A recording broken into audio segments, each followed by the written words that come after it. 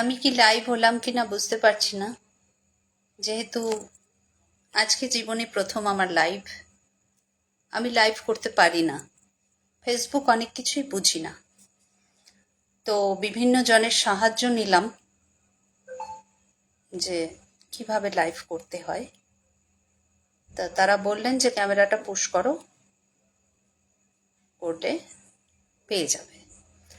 তো যাই হোক, আজকে স্বাধীনতা দিবস। আসলে স্বাধীনতা মানে কি?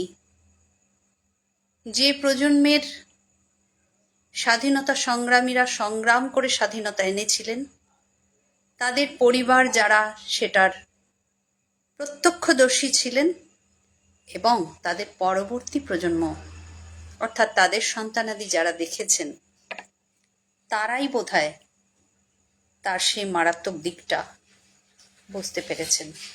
পরবর্তী প্রজন্ম শুধু ছবি দেখেছে আর বিবরণ জেনেছে, তার বেশি কিছু তারা জানতে পারেনি। পড়ার মাধ্যমে, হয়তো বা গল্পের মাধ্যমে, আর বিভিন্ন এই পতাকা দিবস পালনের মাধ্যমে জেনেছে। পতাকা তুলতে দেখেছে,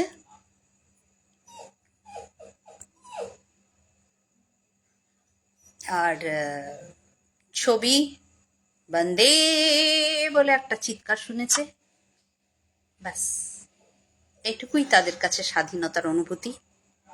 চিৎকার থেমে গেছে দিন শেষে, দিনটিও চলে গেছে।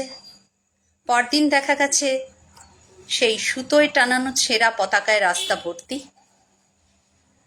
জঞ্জালওয়ালা ঝাঁটা দিয়ে সাফাই করে যাচ্ছে। কেউ কি তাদের শিখিয়েছে বিকেলের পর জাতীয় পতাকার সম্মান রক্ষার্থে কারুর বাড়িতে টাঙিয়ে রাখতে নেই, উত্তোলিত করে রাখতে নেই? অথচ আশপাশের প্রচুর বাড়িতে দেখছি জাতীয় পতাকা দায় পড়ে লোক দেখাতে। কতটা দেশাত্মবোধে ঝুলিয়েছেন আমি জানি না, যারা সত্যিই দেশাত্মবোধে ঝুলিয়েছেন তাদের প্রতি মার্জনা চেয়ে নিচ্ছি। দায় পড়ে লোক দেখাতে ঝুলিয়েছেন জাতীয় পতাকা একটি বিশেষ দিনে, অথচ বলছেন happy independence day, happy Netaji birthday. তাড়ানো হয়েছে তো ইংরেজকে, ইংরেজি ভাষাকে অ্যাজ কার্টসি, অফিসিয়াল কার্টসি হিসেবে রাখা হয়েছে। আমাদের আন্তরিক ভাষা মাতৃভাষা, আমাদের মুখের ভাষা মাতৃভাষা। একটা দিনের স্বাধীনতা, কেননা তাকে শুভ স্বাধীনতা দিবস বলে উদযাপন করি না? কারণ বাঙালি ইংরেজ তাড়িয়ে নিজে ইংরেজ হয়েছেন, সেই প্রভাবে প্রভাবিত হয়েছেন। কিন্তু তাদের কালচার, ডিসিপ্লিন, সেগুলো গ্রহণ করেছেন কি না বোধ করি। খুব হায়ার স্ট্যাটাস দু একজন অভিজাত গ্রহণ করে থাকতে পারেন, কেউ কেউ চেষ্টা করেন। আমি ব্যক্তিগতভাবে চেষ্টা করি, আমি খুব ডিসিপ্লিনড পার্সন। এখনো এত ইনডিসিপ্লিন লাইফেও সেটা রাখতে চেষ্টা করি। কাজেই স্বাধীনতার মানে অনেক গভীর, সব কিছুই আক্ষরিক অর্থে বা চাক্ষুষ অর্থে হয় না। আজকে যেটা বলার জন্য আরো বিশেষত জীবনের প্রথম লাইভ করতে বসেছি আমি, মানুষের জন্য নয়, প্রকৃতির আর এক অমূল্য অবদান পশুদের জন্য। যে পশুদের নিয়ে আজকে সারা দেশ উত্তাল, পৃথিবীর বিভিন্ন দেশ যারা একটি খেলার জন্য পশু হত্যা করতে চাইছে। আমি একটা প্রশ্ন করি, এই অধিকারটা কে দিয়েছে? প্রকৃতি দিয়েছে কি? মালিক কিন্তু প্রকৃতি। সংবিধান আমরা তৈরি করেছি, প্রকৃতি নয়। সেই সংবিধান লঙ্ঘন করতে আমরাই শুরু করেছি, আইনের ফাঁক গলতেও আমরাই শুরু করেছি। জলের অপচয় আমরা করছি, শুধুমাত্র পশ্চিমবঙ্গে বিনা পয়সায় জল পাওয়া যায় তাই অপচয় হয়। যেই পয়সা দিতে হবে অন্য রাজ্যের মতো অপচয় করবেন কি? অর্থাৎ বোঝা গেল যে স্বার্থে ঘা না লাগলে মনুষ্য জাতি কোনো কথা শোনেন না, শুনতে চান না। স্বার্থ সব থেকে বড় বেঁচে থাকার রসদ হয়ে দাঁড়িয়েছে। তার মধ্যে অনেক কিছু পড়ে। এই যে পশুগুলো যাদেরকে সবাই ঘৃণা করছেন, লাঠি ইট পাথর নিয়ে তারা করছেন, তাদের জন্য কোনো কর্তব্য করেছেন? ভাববেন তো।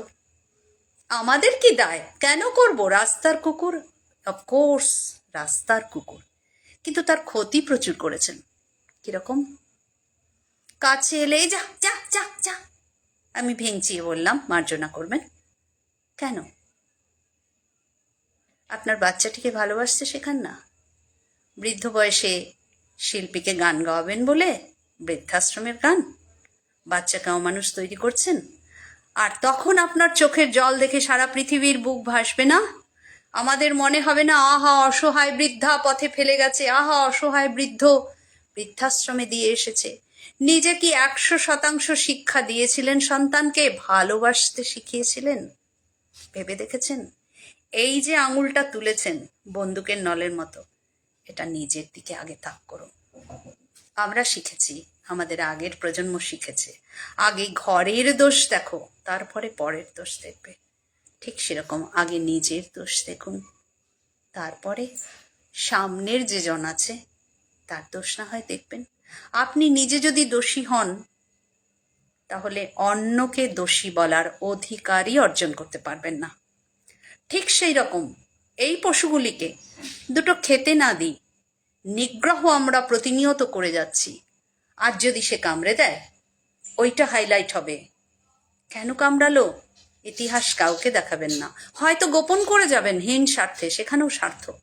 গোপন করবেন আপনি ঢিলটা ছুঁড়েছিলেন, আতঙ্কিত হয়ে সে সামনের নিরীহ পথচারীকে কামড়ে দিয়েছে।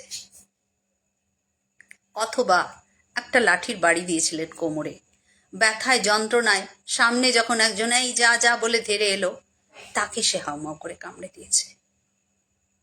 আপনাকে কেউ পেছন থেকে এসে চমকে দিল বা পিঠে একটা চাপড় দিল, আপনি মানুষ অনুযায়ী অর্থাৎ আপনার চরিত্র অনুযায়ী রিয়াক্ট করবেন না? বলুন তো, করবেন কি করবেন না? যদি বলেন না, সর্বৈব ভুল বা মিথ্যে কথা বলবেন। করবেন, কারণ আপনি চমকে উঠবেন। চমকে উঠলে যে যেমন মানুষ সে তেমন রিয়াক্ট করে। কেউ পেছন ফিরে বলে জাপটে ধরে, কেউ ঘুরেই একটা কষে চড় দিয়ে দেয়, কেউ পিছন ফিরে বিরক্ত হয়ে বলে ধ্যাৎ এইসব কি ফাজলামো ইত্যাদি। তো ব্যাপার হলো, এই রিয়াকশন অন্য প্রাণীরও তো হয়, সে বলতে পারে না, দোষটা তার এটাই। তাকে তো ঈশ্বর অবলা করেই তৈরি করেছেন। কিভাবে কষ্টগুলো দেন তার কিছু নমুনা বলি, সামান্য কয়েকটা বলি, দীর্ঘায়িত করলে তো অনেক অনেক অনেক বেড়ে যাবে। এই যে কৌটোগুলো, বিষাক্ত কৌটোগুলো, এই দেখুন ভালো করে, কালো কৌটো আছে আরো মারাত্মক, এর আগে কালো প্লাস্টিকের একটা ভিডিও দিয়েছে। এই দেখুন কিভাবে ভাঙা, আমরা খেয়ে রাস্তায় ছুঁড়ে ফেলি। এই যে দেখতে পাচ্ছেন সাদা দেয়ালে, এই যে কৌটোগুলো কুকুরে ভেঙেছে, আমি ওয়াশ করে নিয়ে এসেছি দেখাবো বলে। এই দেখুন কিভাবে খোঁচা খোঁচা ভাঙা, এটা ওরা কামড়ে খেয়েছে। এর একটা টুকরো একটি বাচ্চার পেট দিয়ে হজম হয়ে রেকটামের মুখে যায়, রেকটামটা তার ছিঁড়ে যায়, অসম্ভব যন্ত্রণায় সে দাপাদাপি করতে থাকে, এবং অবশেষে আমি তাকে মুক্ত করি রক্তাক্ত অবস্থায়, বেরিয়ে এসেছিল। তাই এইভাবে কত কুকুর পেটে এগুলো জমে সারা পৃথিবী জুড়ে দেখছেন প্লাস্টিকে অত বড় নীলতিমি মরে গেল, যারা নেচার ব্যালেন্স বা প্রাকৃতিক ভারসাম্য বজায় রাখে, উপকারী প্রাণীগুলো আমরা মেরে ফেলছি। সমুদ্রবর্তী প্লাস্টিক, একজন ডুবুরির পরিবার আছেন দক্ষিণ ভারতে, তারা রোজ ভোরবেলায় ছাত্রদের নিয়ে সমুদ্রে নামেন শুধুই প্লাস্টিক কুড়োতে। এরা ভারতরত্ন পদ্মশ্রী পান না, কারণ তারা ব্যানারে আসেন না, তারা রাজনীতি করেন না, বা তাদের হাইলাইট করে দেওয়ার লোক নেই, তারা তাদের কাজটাকেই হাইলাইট করেন। মহৎ কর্ম, ধরিত্রীর সন্তান এরাই, যারা মা ধরিত্রীকে রক্ষা করার জন্য জীবন পণ করে আছেন। আমি নিজে একজন সোশ্যাল এবং ইকো অ্যাক্টিভিস্ট। কত দুর্দশা ভোগ করি দিনরাত্রি শুধু এই পশুদের জন্যেই, ধরুন না, দুটো গাছ বাঁচানোর জন্য, একটা পুকুর বাঁচানোর জন্য, আরো কত কি বিষয়বস্তু আছে। তবু কিন্তু ছেঁচড়ে হোক ঘষটে হোক লড়ে চলেছি। আমাদের পাশে কি কেউ আছেন? সত্যের পাশে, কর্মের পাশে সত্যি কি কেউ থাকে?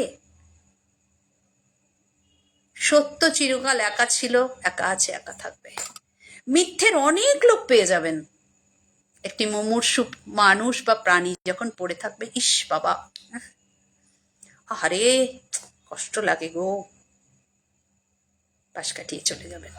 ওই মুমূর্ষু মানুষটা যদি আপনার আপনজন হয়, আপনার গৃহের মানুষ হয়, এই একই দৃশ্যের অবতারণা হবে কিন্তু নিজের বেলায়।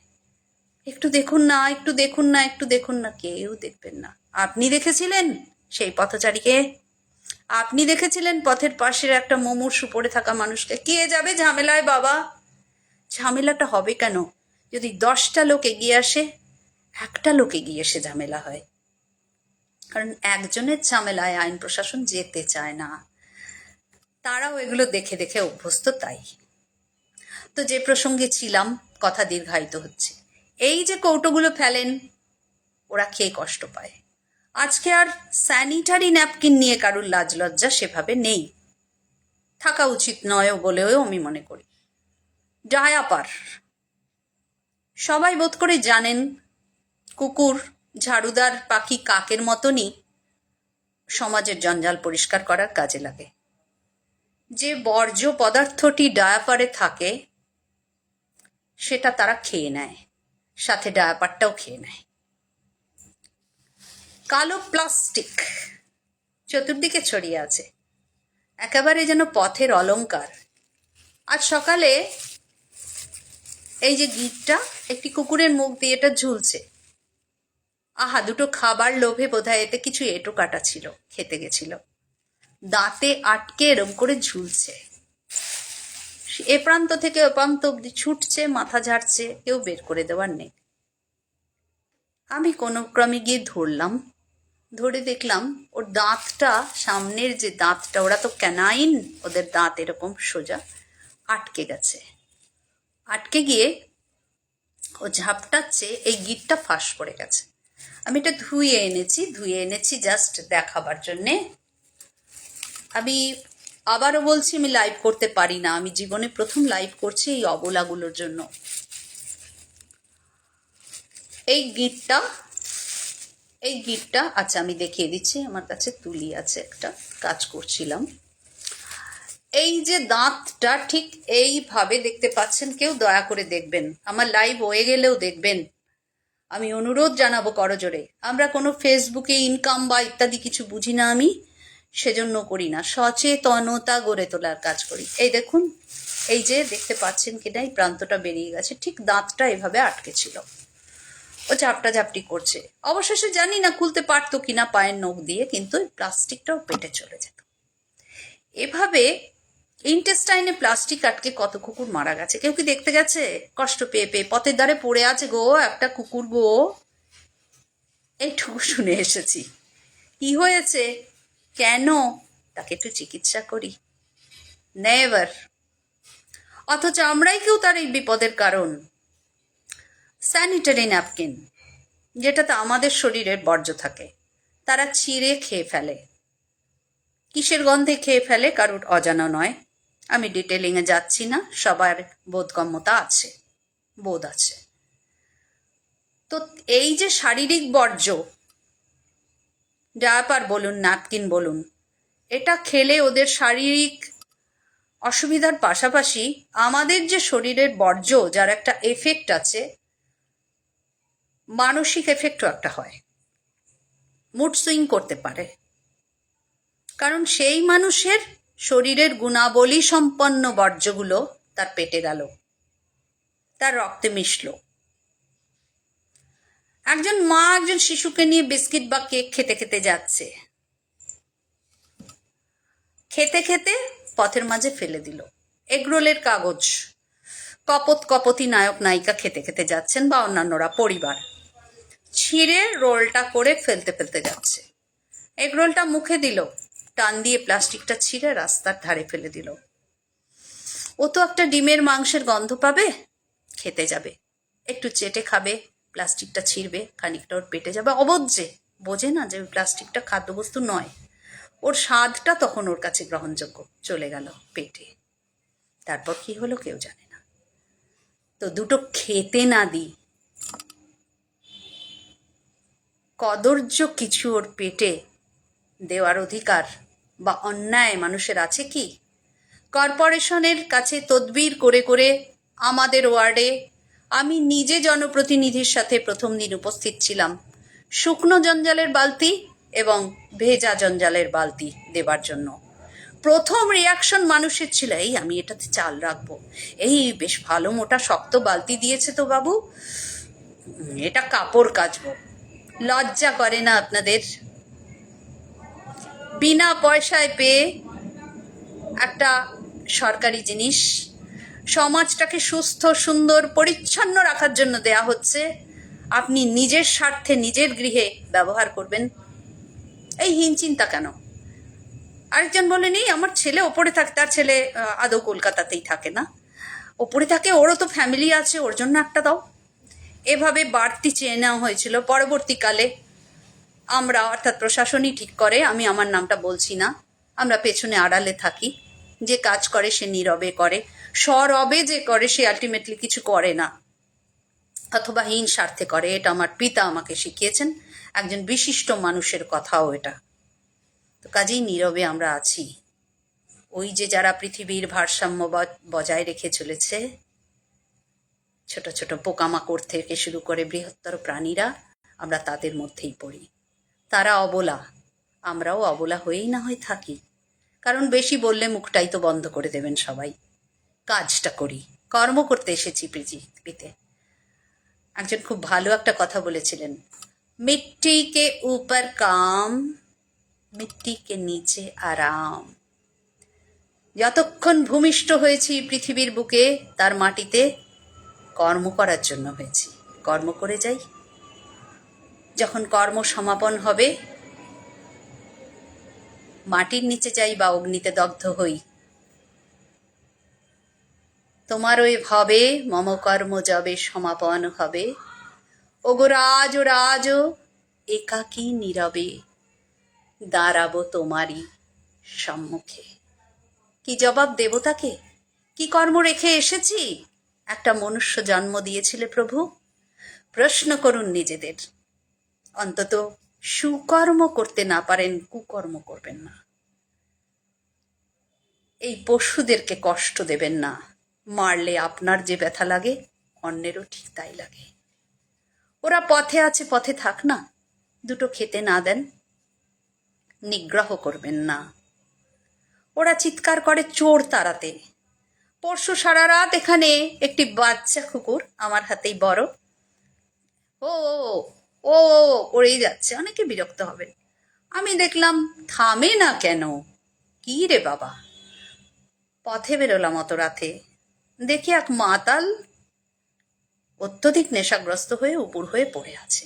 ও গৃহস্থকে জানানোর চেষ্টা করছে, পাড়া প্রতিবেশীকে, যে এই অবাঞ্ছিত লোকটি এখানে পড়ে আছে, তোমরা সতর্ক হও বা তোমরা কিছু করো। ও ওর মতো করে বলতে চেষ্টা করছে, একটু বুঝবেন, একটু ভাববেন। শুধু শুধু একটা গৃহস্থের বন্ধু প্রাণী পাগলের মতো চেঁচিয়ে যাবে না।